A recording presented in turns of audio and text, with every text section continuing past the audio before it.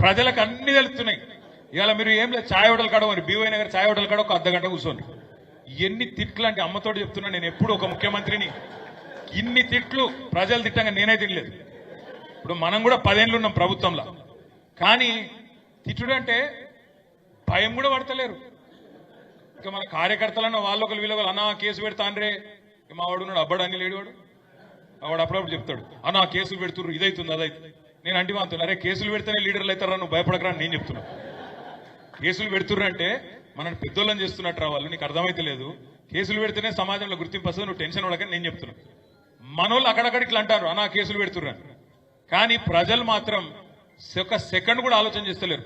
ఎవరన్నా పోయి గొట్టం పెట్టిర్రు అనుకో, అమ్మా ఎట్లుందమ్మా పరిపాలన అంటే ఇక మీకు చెప్పవలసిన నా నోటెంబడ అట్లా రాదు. అది ఏం తిట్లు, అవి ఏం మాటలు, అది ఏమి మామూలు తిట్లు కాదు. ఇంకోటి రేషం ఉన్నోడైతే ఇప్పటికి బిల్డింగ్ ఎక్కి దుంకి చచ్చిపోతుండే. రేవంత్ రెడ్డి కాబట్టి ఇక నడుతుంది దుకాణం, కానీ రేషం ఉన్నోడు ఎవడైనా చచ్చిపోతుండే ఇప్పటికి.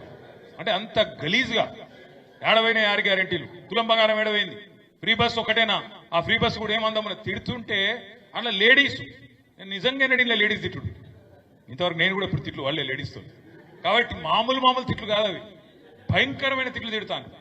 నేను ఒకటే అంటున్నా, మీ అందరితో కోరేది, నిజానికైతే ఒక ప్రభుత్వానికి 3-4 ఏళ్ల తర్వాత వస్తుంది వ్యతిరేకత. 3-4 ఏళ్ళు పడుతుంది, చూస్తారు ప్రజలు కూడా టైం ఇస్తారు, ఓపికగా ఉంటారు, సుతాం తీసేస్తాడేమో అంటారు. కానీ ఈయన విషయం ఈయన అదృష్టం ఎందుకు కానీ సంవత్సరం తిరగకుండానే వచ్చింది. నిజంగా మనం గిన్న పిలుపునిస్తే, అమ్మతోడు చెప్తున్నా నేను, మనం గిన్న పిలుపునిస్తే సంవత్సరికం కూడా పెడతారు వీనికి. గట్లున్నది కథ.